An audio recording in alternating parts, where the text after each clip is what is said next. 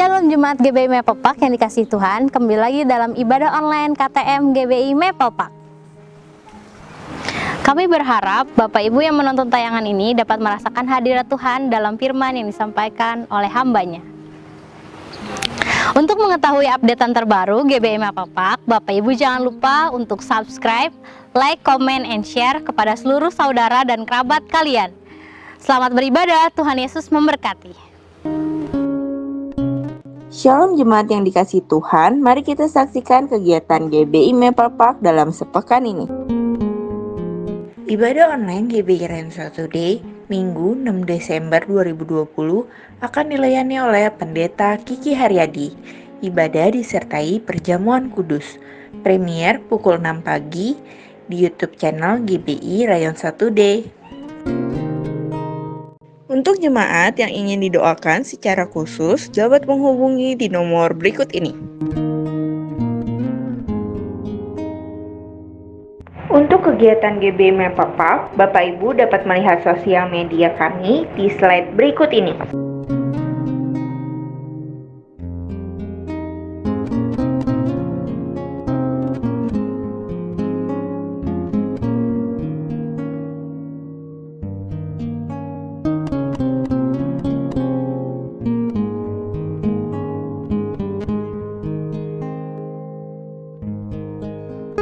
Bagi jemaat yang ingin memberikan persembahan, dapat mentransfer ke nomor rekening BCA berikut ini.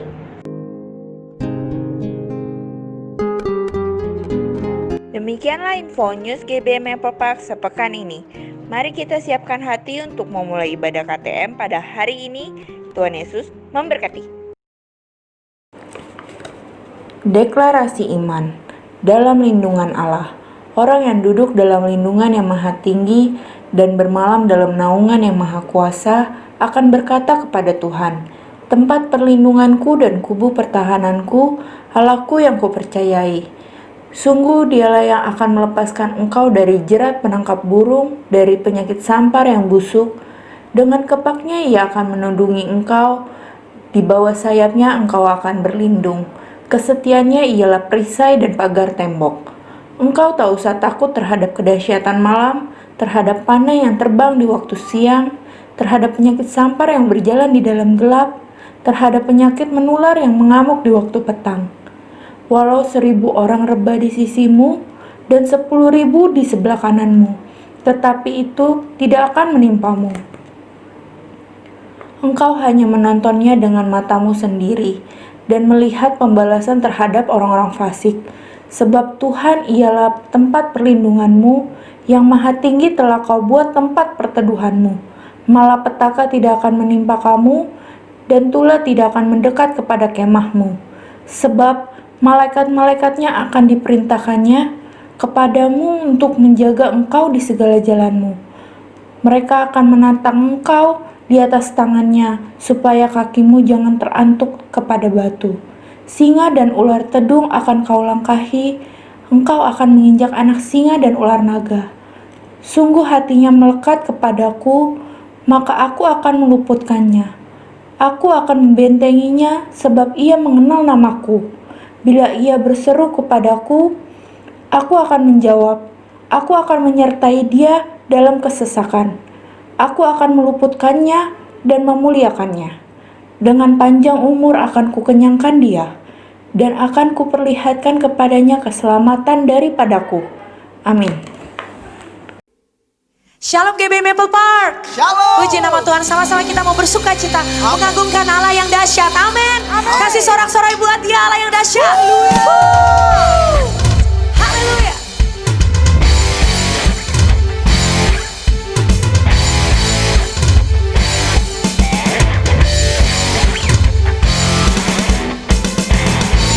Sebab Engkau Allah yang perkasa, Tuhan. Amin. Haleluya.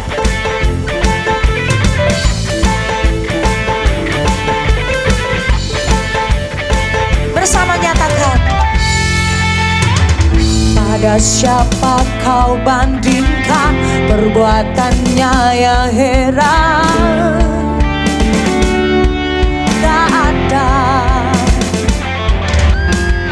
Kerajaannya yang terbesar dan takkan tergoyahkan. Semua musuh pun gemetar mendengar namamu Tuhan, sorak kemenangan. Sungguh tak tertandingi, tak ada yang setara denganmu. Hanya Yesus Tuhanlah yang terhebat, jauh melebihi dari penguasa di dunia. Kerajaanmu kekal. Amin. Haleluya. Ada siapa kau bandingkan perbuatannya yang heran? Tak ada. Kerajaannya yang terbesar tak akan tergoyahkan. Semua musuh pun gemetar, semua musuh pun gemetar mendengar namamu Tuhan, sorak kemenangan. Sungguh tak tertandingi, tak ada yang setara denganmu. Hanya Yesus Tuhanlah yang terhebat, jauh melebihi dari penguasa di dunia. Kerajaanmu kekal.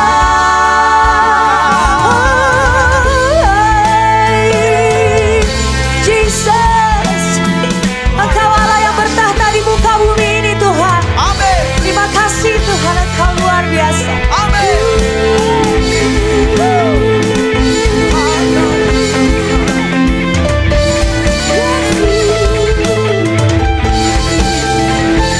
Bersama nyatakan, sungguh tak tertandingi, tak ada yang setara denganmu. Hanya Yesus Tuhanlah yang terhebat, amin, jauh melebihi dari penguasa di dunia. Kerajaan sungguh tak tertandingi kau Tuhan, sungguh tak tertandingi, tak ada yang setara denganmu.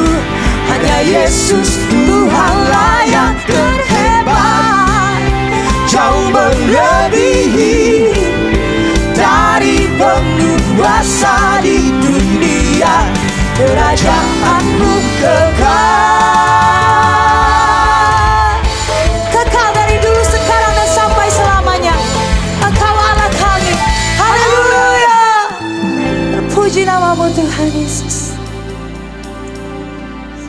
Hidup kami bersyukur untuk semua kebaikan-Mu yang Kau telah nyatakan, tunjukkan dalam hari-hari hidup kami. Malam hari ini ketika kami di hadirat-Mu, yang kami nyatakan adalah bahwasannya untuk selama-lamanya kasih setia Tuhan Amin. yang selalu Engkau nyatakan di hidup kami. Dan biarlah malam hari ini mulut kami penuh dengan pujian pengakuan untuk semua apa yang telah kami kecap dan kami lihat bahwa betapa baiknya Engkau di hidup kami. Kami bersyukur Bapa untuk kesetiaan-Mu di hidup kami. Amin Yesus.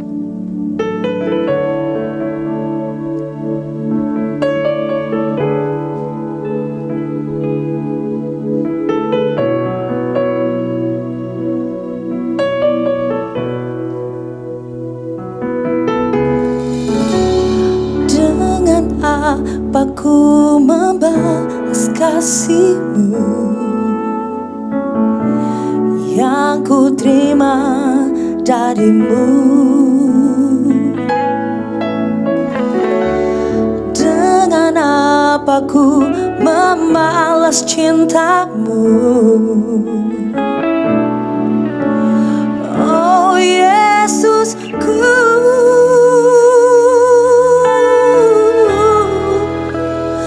ku mau selalu bersyukur bersyukur. Kau Tuhan yang setia, yang selalu menopang. Ku mau selalu bersyukur, selalu bersyukur. Kau Bapakku yang setia.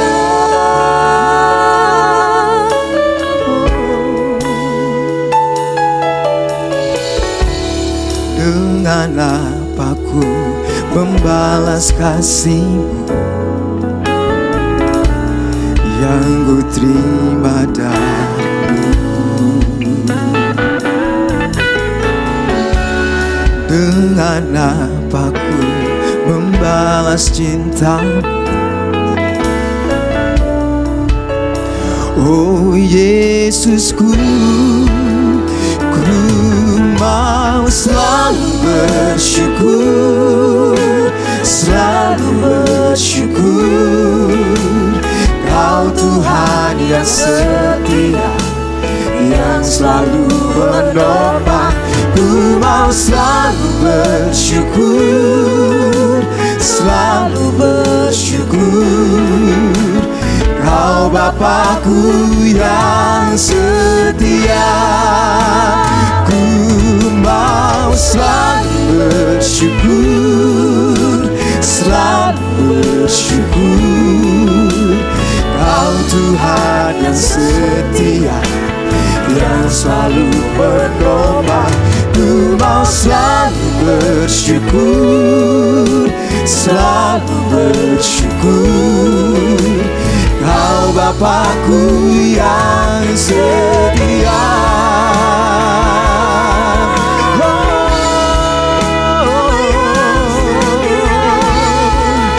Kami mau bersyukur untuk kasih setia-Mu yang tiada pernah berkesudahan di hidup kami.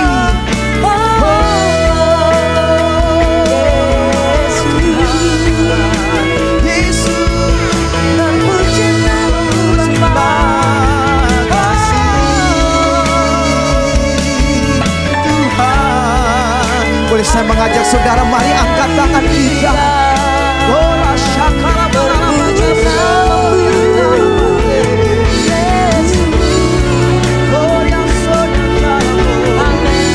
mari akui dengan iman. Ku mau selalu bersyukur, selalu bersyukur.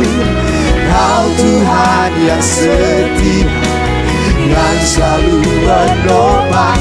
Ku mau selalu bersyukur, selalu bersyukur. Kau Bapakku yang setia. Ku mau selalu bersyukur, selalu bersyukur. Kau Tuhan yang setia, yang selalu menopang. Ku mau selalu bersyukur, selalu bersyukur. Kau Bapakku yang setia. Kau Bapakku yang setia. Kau Bapakku yang setia. Mari bersyukur, haleluya, kepadamu Bapakku yang baik, teramat sangat baik bagi kami Tuhan. Hati kami bersyukur padamu, menyembahmu, memujimu. Halaku, Tuhanku, Yesus.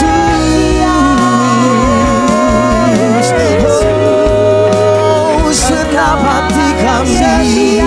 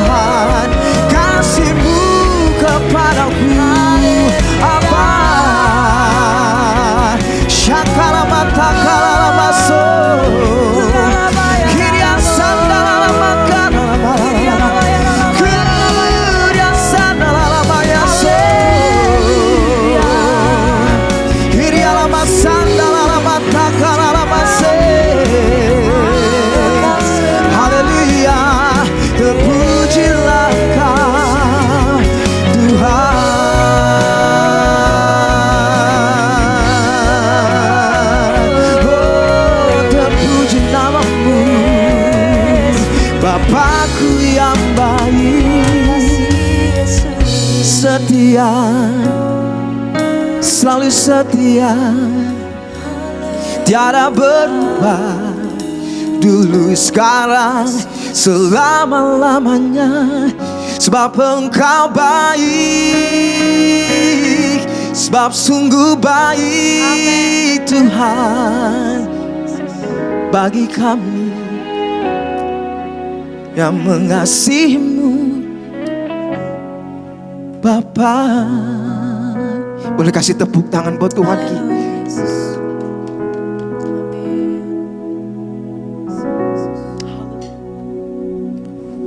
Kami menyembah dengan hati yang penuh dengan ucapan syukur, sebab kesetiaan-Mu tetap selama-lamanya dan kasih setia-Mu tetap sampai turun-temurun Tuhan. Sungguh kami bersyukur, Engkau Allah kekuatan kami, Allah penolong kami. Amin. Kami rindu berseru, kami rindu berdoa kepadamu, Yesus Kristus Tuhan.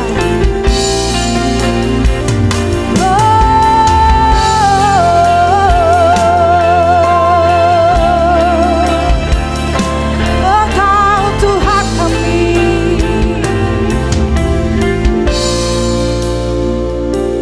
Kau Tuhan penolong dalam hidupku. Ku percaya hanya kepadamu. Kau pegang tanganku dan tuntun langkahku. Yesus, Kau perlindunganku. Kau Tuhan, Kau Tuhan,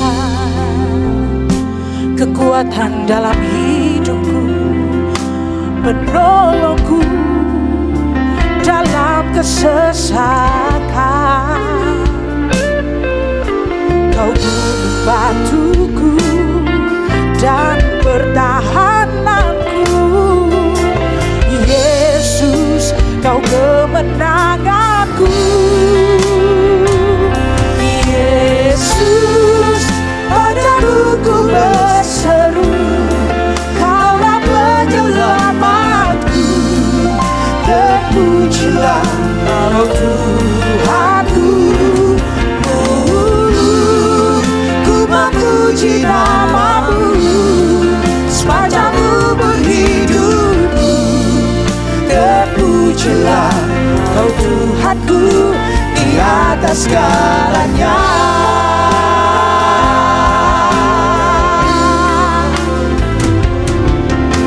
Di atas segalanya, katakan Kau Tuhan, Kau Tuhan,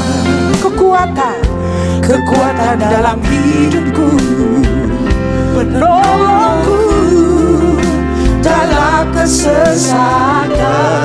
Kau gunung batuku, Kau gunung batuku dan pertahananku. Oh Yesus, Kau kemenanganku. Yesus, padamu ku berseru, Kaulah penyelamatku. Terpujilah Kau Tuhanku.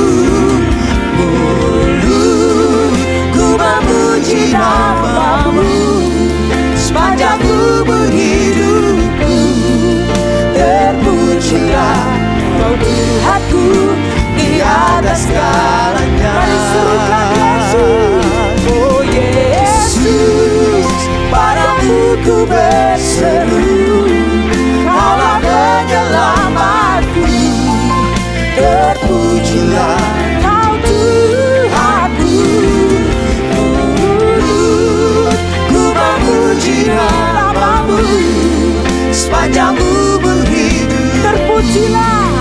Terpujilah Kau Tuhanku di atas segalanya.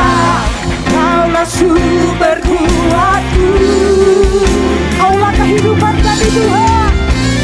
Kaulah kehidupanku. Oh, oh, oh.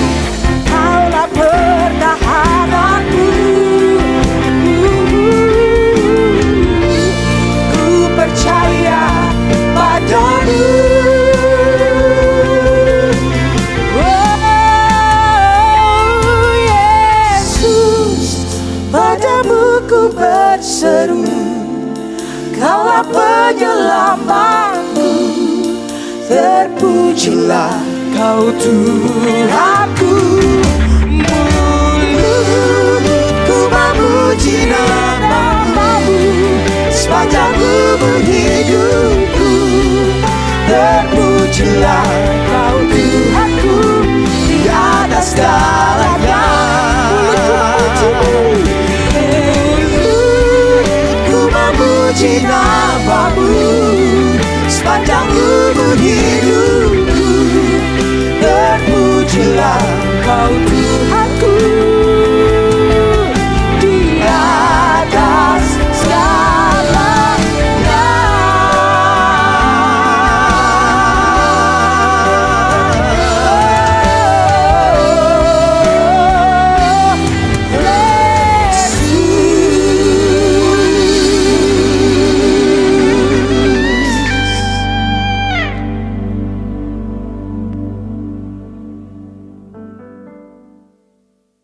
Shalom, shalom jemaat Tuhan. Saya begitu yakin semua Anda baik-baik saja. Nah, yang menjadi pesan penting hari ini, yaitu saya ambil dari Matius pasal yang ke-24 ayat yang ke-14. Mengenai kedatangan Tuhan kali kedua, saya berikan judul tema khotbah untuk hari ini, yaitu ada The Last Clue, yaitu adalah petunjuk terakhir. Nah, petunjuk terakhir akan kedatangan Tuhan kali kedua dari mulut Tuhan Yesus sendiri, yaitu adalah Matius 24 ayat yang ke-14, dan Injil kerajaan ini akan diberitakan di seluruh dunia menjadi kesaksian bagi semua bangsa. Dalam bahasa aslinya menggunakan kata etnis, dan sesudah itu barulah tiba kesudahannya.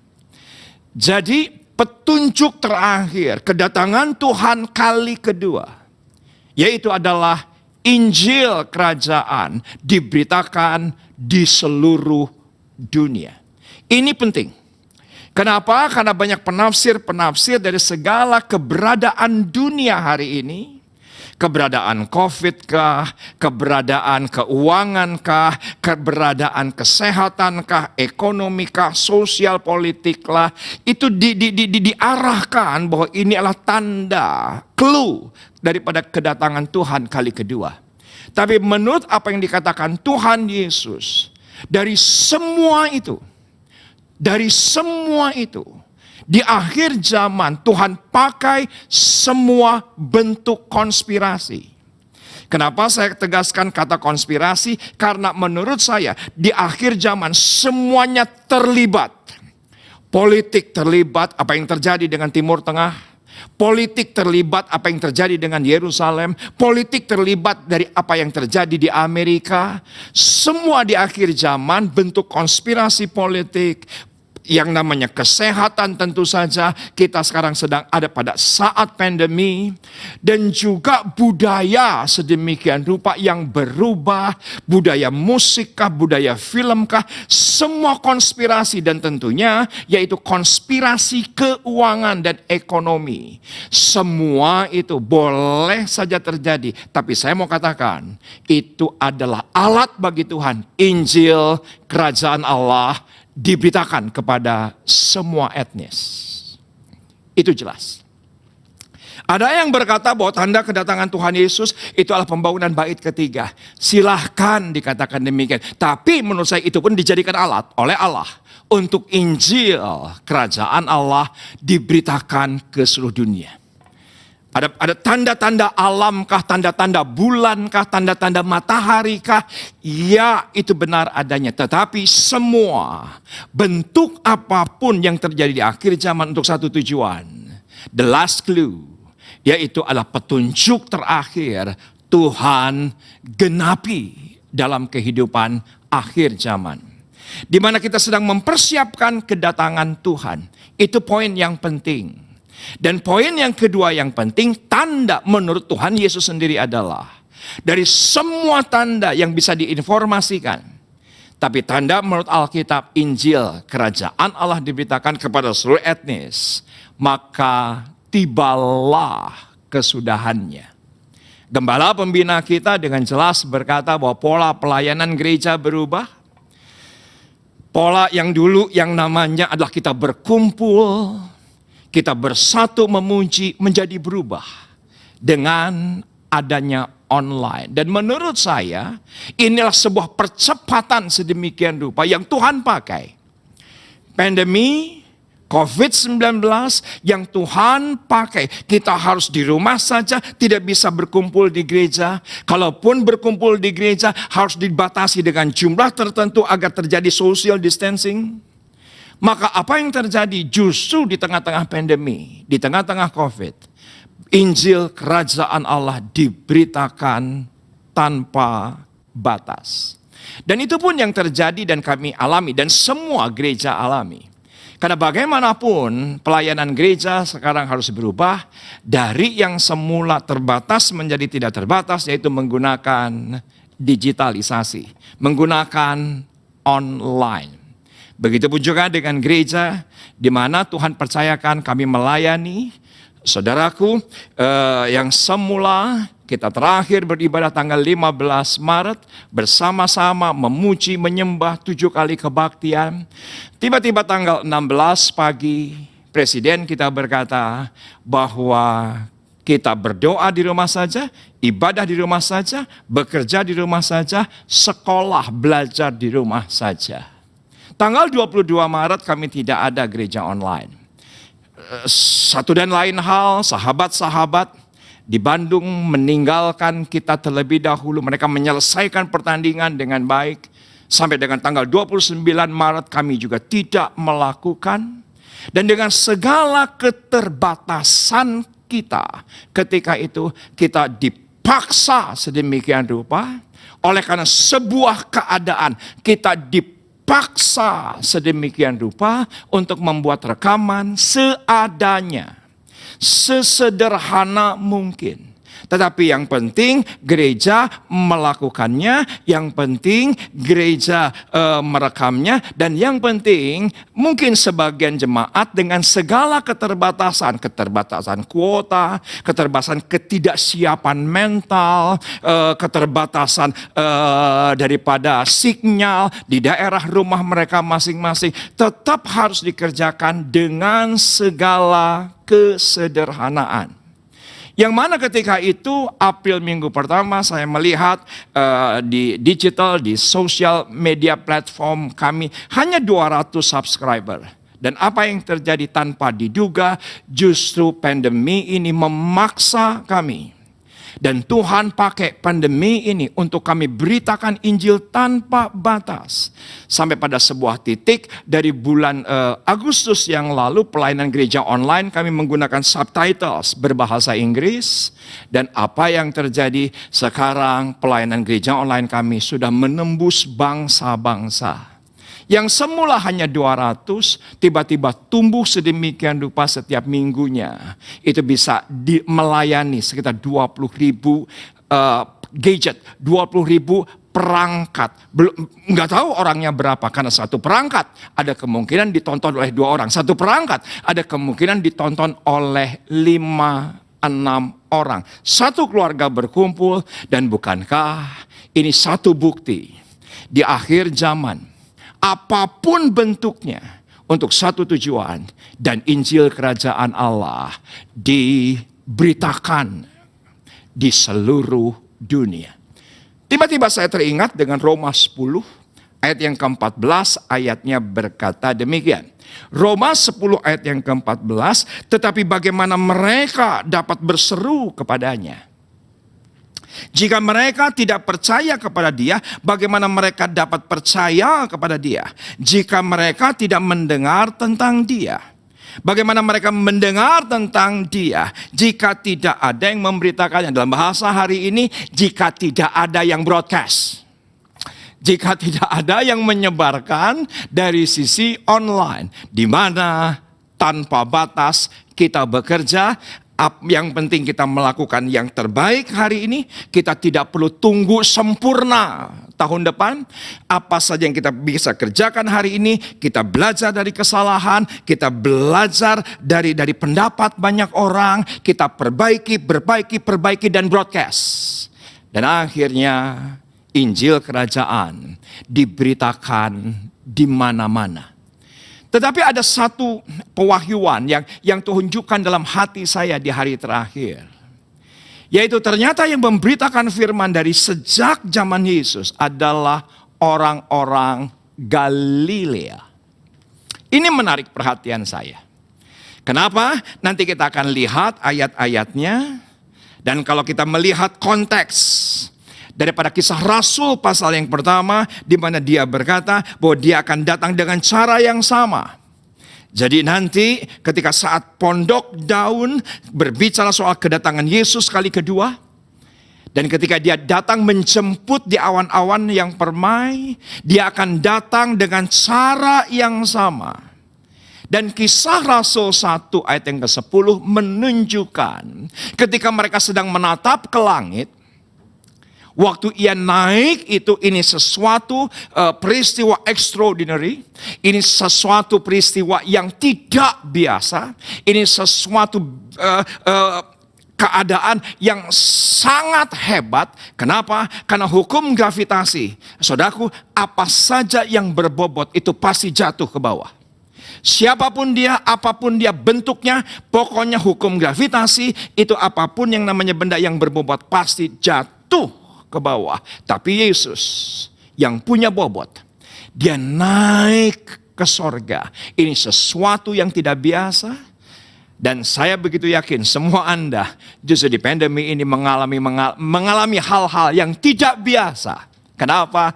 Karena Yesus kita adalah Yesus yang tidak biasa. Dia melawan hukum kebendaan, dia melawan hukum waktu, dia melawan hukum gravitasi sekalipun. Dia melakukan sesuatu yang tidak biasa, naik, terangkat ke sorga. Dan saya begitu yakin semua Anda di hari terakhir justru banyak hal Anda alami. Hal-hal yang tidak biasa. Betapa luar biasanya Tuhan Yesus yang kita sembah, yang kita layani. Ayat di bawahnya berkata, ayat yang ke-11, dan berkata kepada mereka, malaikat ini berkata, hai orang-orang Galilea. Nah, ini menarik perhatian saya. Mengapakah kamu berdiri melihat ke langit? Yesus ini yang terangkat ke sorga meninggalkan kamu. Dan akan datang kembali dengan cara yang sama seperti kamu melihat dia. Naik ke sorga. Banyak orang yang menafsirkan, banyak orang yang mengkhotbahkan. Pokoknya pasti yang nanti ketika dia datang kali kedua, yang naik dan dijemput adalah yang berkualifikasi murid. Saya setuju 1000%. Tapi izinkan saya sampaikan apa yang dalam hati saya. Kenapa? Karena ayatnya dengan jelas berkata secara spesifik, malaikat itu berkata, hai orang-orang Galilea. Kenapa tidak dikatakan, hai orang-orang beriman? Tidak dikatakan, hai orang-orang yang sudah percaya. Tidak dikatakan, hai orang-orang yang sudah mengalami perjumpaan dengan Yesus selama 40 hari. Tidak. Tapi jelas sekali, daerah dari mana mereka berasal itu ditunjukkan, yaitu adalah Galilea. Ini menarik. Mau tidak mau, saya harus tarik Anda itu ke Matius 28. Matius pasal yang ke-28, perikopnya adalah kebangkitan Yesus. Jadi Yesus mati, kubur kosong. Malaikat berkata kepada mereka yang melihat kubur kosong, kamu pergi ke Galilea. Dan ketika mereka bersuka cita melihat kubur itu kosong, mereka berkata, ya benar seperti yang dikatakan Tuhan kita beberapa hari yang lalu, beberapa bulan yang lalu, bahwa kubur itu kosong. Dan itu benar. Ketika mereka bersuka cita, ayat yang ke-8 perhatikan, mereka segera pergi dari kubur itu dengan takut dan dengan sukacita yang besar. Dan berlari cepat-cepat untuk memberitahukannya kepada murid-murid Yesus yang lain. Apa yang terjadi? Tiba-tiba Alkitab berkata, Yesus menjumpai mereka dan berkata, salam bagimu. Mereka mendekatinya dan memeluk kakinya serta menyembahnya. Dan apa yang terjadi? Perhatikan, tiba-tiba Yesus berjumpa dengan mereka dan berkata, salam. Maka kata Yesus kepada mereka, jangan takut. Pergi dan katakanlah kepada saudara-saudaraku supaya mereka pergi kemana? Ke Galilea. Dan di sanalah mereka akan melihat aku bagimu. Mereka mendekatinya dan memeluk kakinya serta menyembahnya. Spesifik. Malaikat berkata, kamu pergi ke Galilea. Ketika mereka melihat kubur kosong, mereka ketakutan dan bersuka cita. Apa yang terjadi? Ketika mereka akan memberitahukan kepada murid-murid yang lain, tiba-tiba Yesus datang menegaskan dari apa yang dikatakan oleh malaikat, pergi ke Galilea. Ada sesuatu yang penting di Galilea. Ada sesuatu yang hebat di Galilea. Dan menurut saya karakter Galilea inilah yang menangkap the last clue. Karena dari sini lahir, yaitu adalah amanat agung. Kita lihat ayat yang di bawahnya, ayat yang ke-16. Dan ke-11 murid itu berangkat ke Galilea, ke bukit yang telah ditunjukkan Yesus kepada mereka. Kenapa 11? Karena Yudas sudah dieliminasi. Karena Yudas sudah memilih untuk tidak ikut, bahkan semua kita tahu mengenaskan akhir hidupnya, bunuh diri. 11 setia. Karena hanya Yudaslah yang bukan dari daerah Galilea. Karena semua yang 11 itu adalah para nelayan dan dari Galilea. Kenapa saya katakan Yudas bukan dari Galilea? Karena Yudas namanya Yudas Iskariot. Iskariot itu nama kampung. Kampungnya ada di mana? Dekat Bethlehem. Jadi dia bukan orang Galilea. Perhatikan kisah 1, hai orang-orang Galilea. Perhatikan Matius pasal yang ke-28. Malaikat berkata, pergilah ke Galilea. Ada sesuatu yang menarik lagi, bahwa ketika itu 11 murid sudah sampai di Galilea. Ayat yang ke-17, ketika melihat dia, mereka menyembahnya, tetapi beberapa orang ragu-ragu. Yesus mendekati mereka dan berkata kepadaku, telah diberikan segala kuasa di sorga dan di bumi. Karena itu pergilah dan jadikanlah semua bangsa murid-muridku. Dan baptislah mereka dalam nama Bapa dan Anak dan Roh Kudus. Dan ajarlah mereka melakukan segala sesuatu yang telah kuperintahkan kepadamu. Dan ketahuilah aku menyertai kamu senantiasa sampai kepada akhir zaman. Ini sangat penting, yaitu kata Galilea. Nah, Bapak Ibu, teman-teman muda, kebetulan saya memakai Alkitab dalam bentuk kertas. Yang salah satu yang saya suka, kenapa saya kembali lagi ke Alkitab kertas, baik di rumah maupun di gereja, di belakangnya ada kamus. Nah, kamusnya menarik, yaitu kata Galilea. Saya akan bacakan untuk Anda apa yang ditulis oleh kamus LAI di halaman belakang mengenai Galilea. Galilea adalah bagian utara dari Palestina. Jadi bentuknya provinsi. Seperti itulah kira-kira. Yaitu adalah sebuah daerah tempat tinggal dan kegiatan pertama dari Yesus. Maka kita kenal Danau Galilea. Kata Danau Galilea itu menunjukkan sebuah area besar. Atau supaya gampang kita melihatnya provinsi atau kabupaten lah begitu. Area besar. Maka di situ ada Danau Galilea. Tapi semua kita tahu Danau Galilea itu punya nama-nama lain. Sebentar, saya akan selesaikan pembacaan daripada kamus. Penduduknya merupakan campuran Yahudi dan orang bukan Yahudi. Nah, ternyata Yesus jauh lebih diterima di Galilea. Kenapa? Kosmopolitan. Kenapa? Karena campuran Yahudi dan non-Yahudi. Jadi mereka tidak terlalu ortodoks, mereka tidak terlalu fanatik. Yesus diterima di utara, tapi ditolak di selatan. Apa itu selatan? Yerusalem. Maka Yesus tidak banyak kali datang ke Yerusalem. Tidak banyak kali. Kenapa? Karena orang-orang yang di Yerusalem menolak Yesus. Karena mereka ortodoks, mereka para filsuf, mereka Saduki, mereka Farisi, mereka ahli Taurat itu tinggal di selatan Yerusalem. Tetapi Yesus diterima di mana? Di Galilea, karena campuran antara Yahudi dan non-Yahudi. Danau Galilea sama dengan Danau Genesaret. Lukas 5 ayat yang ke-1. Nah, Genesaret sendiri itu ada satu bagian, kalau tidak salah di selatan atau di barat, ada satu kota kecil namanya Genesaret. Maka dikenal sebagai Danau Genesaret selain Danau Galilea. Tapi juga dikenal dengan Danau Tiberias. Kenapa? Karena pada zaman Yesus ternyata di Galilea itu ada 4 kota besar ketika itu.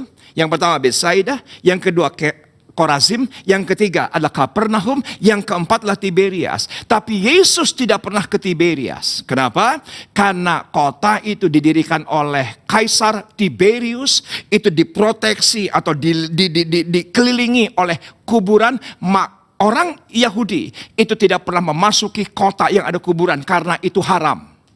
Jadi Yesus pernah ke Betsaida, saya pastikan. Korazim dan Kapernaum. Tapi kita semua tahu, 3 kota itu dikutuk. Tidak, hanya satu yang tidak dikutuk, Tiberias. Dan sampai hari ini tetap ada Tiberias. Dan itu adalah dikenal sebagai Danau Tiberias atau Laut Tiberias. Dan dalam perjanjian lama terdapat nama kuno yaitu Danau Kineret. Kenapa Kineret? Karena Kineret dalam bahasa asli itu bentuknya harpa. Jadi konon kalau dilihat dari atas bentuk Danau Tiberias berbentuk harpa. Atau dalam bagian Alkitab lain dikenal sebagai Danau Kinerot. Ini adalah arti jamak daripada Kineret dalam bahasa Ibrani. Nah, justru orang Galilea itu yang kosmopolitan. Ya benar, ekonomi mereka adalah middle low, berbeda dengan Yerusalem middle up. Tapi dari situlah Yesus hadir. 70% mukjizatnya terjadi di sekitar Danau Galilea. Ya, di Kain, tapi bukan Galilea. Ya, Yesus lahir di Bethlehem, tapi bukan Galilea. Ya, Bethesda ada di sekitar Yerusalem. Ya, Siloam ada di sekitar Yerusalem, tapi itu hanya 30%. Dari mukjizat Yesus 70% terjadi di Galilea. Nah, ternyata dari orang-orang Galilea inilah Tuhan berkata, pergi dan jadikanlah segala bangsa muridku. Dan menurut saya, orang yang pergi memberitakan Injil yang di hari terakhir, yang broadcast pesan Tuhan, broadcast ibadah online, justru disitulah ada jaminan penyertaan Tuhan sampai akhir zaman. Tidak ada menurut saya jaminan sehebat itu. Dan jaminan sehebat itu terjadi kepada orang-orang yang pertama pergi.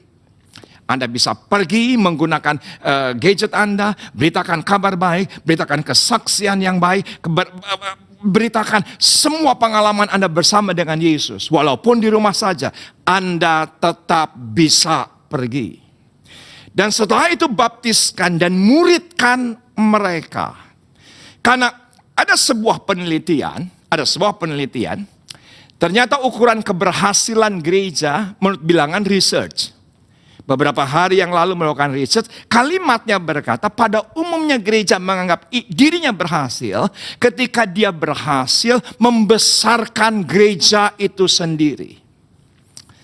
Membesarkan jemaatnya sendiri. Dan saya merasa justru keberhasilan gereja bukan ketika apa saja yang in, tapi seharusnya apa saja yang out. Bukan hanya keuangan yang in, jemaat yang in, keberhasilan yang in, justru keberhasilan gereja, apa saja yang bisa kita keluarkan dan berdampak bagi banyak orang. Itu penting. Sebelum gereja online ini dibuat, ada satu kesaksian tadi malam yang saya terima lewat WA. Yang mana dikatakan sekian minggu yang lalu ternyata di sekitar gereja kami, ada seorang suami pada satu pagi, semula bukan Kristen, beragama sepupu kita, dan menjadi Kristen, tetapi mereka hidup sebatang kara dengan istrinya, Di tengah-tengah perkampungan saudara sepupu kita, dan apa yang terjadi? Ternyata siangnya si istrinya meninggal. Jadi pada saat itu 2 orang tua batang kara ini meninggal dunia. Dan akhirnya orang-orang yang di pemukiman itu berkata bahwa kita akan kuburkan dengan cara, yaitu agama sepupu. Apa yang terjadi? Terdengar salah satu di antara tetangga ternyata ada jemaat gereja kami, dan dia berkata, saya coba dulu hubungi gembala saya. Boleh enggak gereja kita yang melayani? Saudaraku, saya tidak tanya pernah ke gereja kita atau belum. Saya tidak pernah tanya. Saya tidak tanya apakah sudah ikut komsel kita belum. Saya tidak tanya. Apakah pernah perpuluhan di gereja kita apa enggak. Saya tidak tanya. Saya tidak tanya ada kartu jemaat untuk dia, ada mana buktinya, baru kita akan layani, baru kita akan sediakan yang dibutuhkan, kuburannya, ambulansnya, petinya. Saya tidak menanyakan. Yang saya katakan justru layani. Karena gereja menurut saya jangan hari terakhir itu terbatasi oleh perkara-perkara administratif. Justru kita harus hadir menjadi jawaban bagi banyak orang. Bahkan beberapa hari yang lalu ada satu pria Kristen, oleh karena keberadaan tubuhnya yang sudah sedemikian sakit, apa yang terjadi? Dari satu daerah dikirimkan ke tantenya yang bukan Kristen dari agama sepupu. Apa yang terjadi? Ternyata meninggal ketika sampai di rumah daripada si tante bukan beragama Kristen. Dihubungi gereja di mana dia beribadah, tidak mau dilayani. Karena mungkin ada kekhawatiran COVID-19 dan akhirnya datang kepada kami. Dikatakan bahwa ini ada jemaat meninggal, bolehkah dilayani? Saya tidak tanya gereja mana. Saya tidak berkata kembalikan, nanti kita ada pengeluaran. Pernah perpuluhan di kita? Saya tidak tanya. Pernah punya kartu jemaat? Tidak pernah tanya. Pernah komsel di gereja kita? Tidak pernah tanya. Dan kami layani. Dan setiap firman diberitakan di tengah-tengah keluarga, bukan orang percaya, justru menjadi berkat. Gereja, apapun yang terjadi, harus hadir untuk menjawab setiap kebutuhan. Jangan dibatasi oleh perkara-perkara pastoral, peraturan gereja, karena justru itu yang menghalangi Injil Kerajaan Sorga diberitakan kepada seluruh etnis. Kita lihat satu bagian Alkitab lagi, yaitu adalah satu ayat yang sangat terkenal, Yohanes pasal yang ketiga, ayat yang ke-34, demikian firman Tuhan. Ini ayat begitu hidup, inilah ayat yang mana menghidupi saya dan itu menjadi landasan daripada pelayanan kami, juga gereja ini.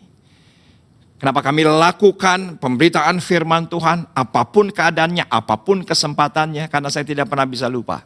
Sekitar 20 tahun secara pribadi ayat ini hadir dalam hidup saya. Belum seperti hari ini.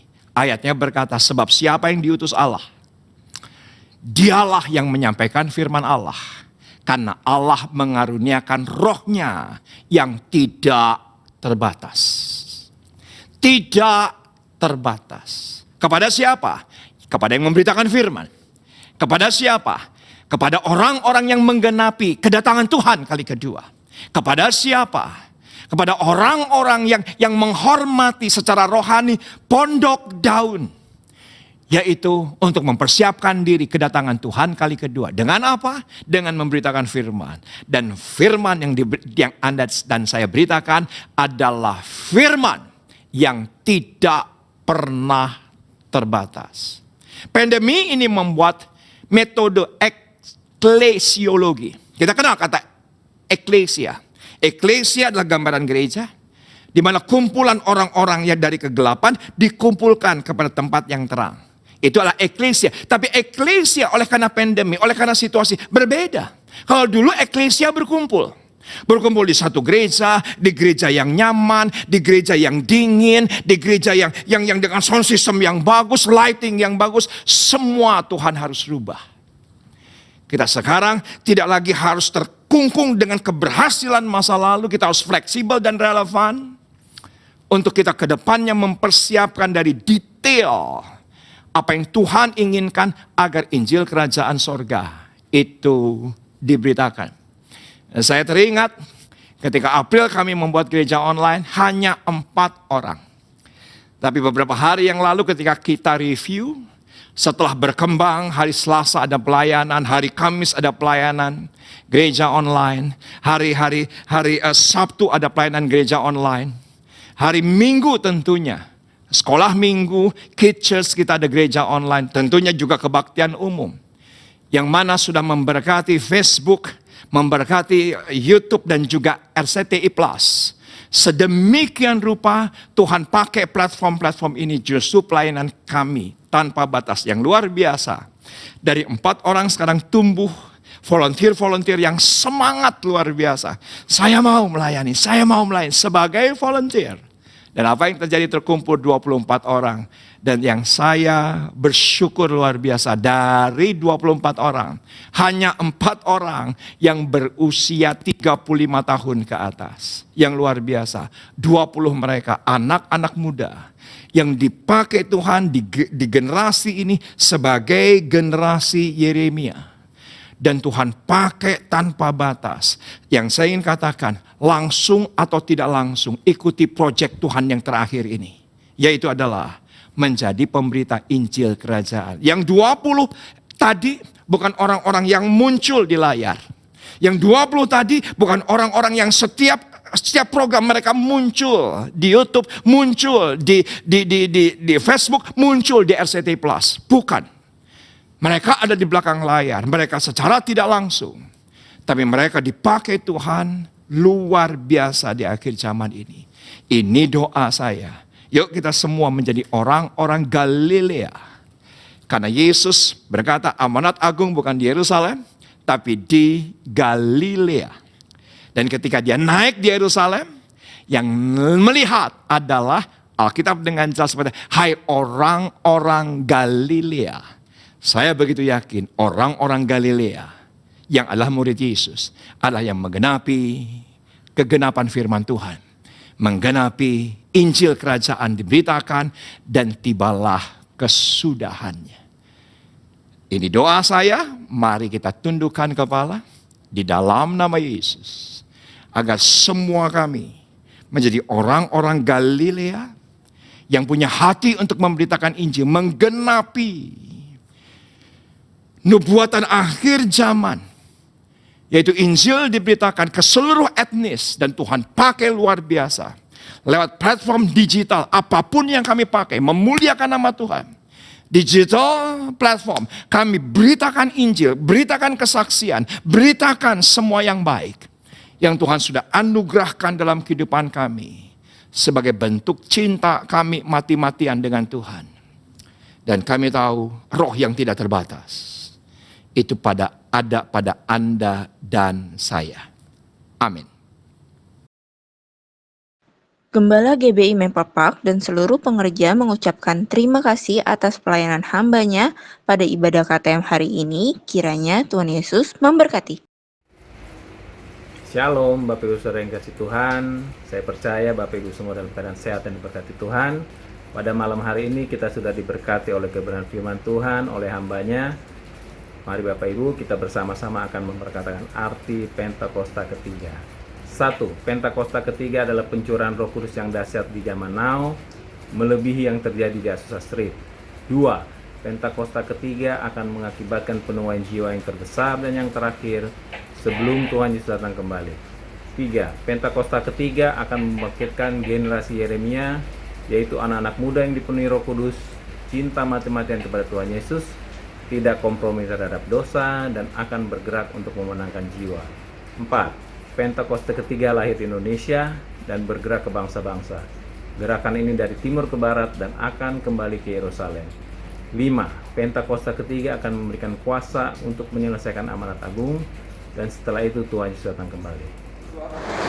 Bapa, kami ucap syukur Tuhan untuk kebenaran firman Tuhan yang sudah ditabur pada hari ini.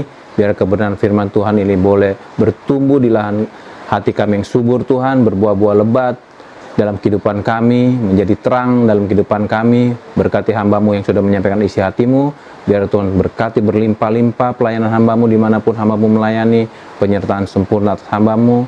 Juga terima kasih Tuhan untuk tim-tim yang sudah melayani, biar Engkau berkati tim-tim yang sudah melayani dengan berkat-berkat-Mu, kesehatan, penyertaan Tuhan yang sempurna atas mereka semua Tuhan. Terima kasih juga untuk jemaat yang menyaksikan di rumah-rumah, biar kasih karunia penyertaan Tuhan terus bersama-sama jemaat-Mu Tuhan. Terima kasih Bapa, terima kasih Tuhan Yesus. Sebentar kami akan berpisah, biar berkat yang sempurna yang datang dari Bapa di surga, dalam anak yang tunggal Tuhan kita Yesus Kristus, dan di dalam persekutuan manis dan Roh Kudus, menyertai kita semua, mulai hari ini bahkan sampai selama-lamanya. Tuhan Yesus datang menyebut kita di awan-awan yang permai. Mari kita yang percaya dan berkati Tuhan bersama-sama katakan amin. Kami dan segenap kru yang bertugas mengucapkan terima kasih atas perhatiannya. See you next week and God bless you.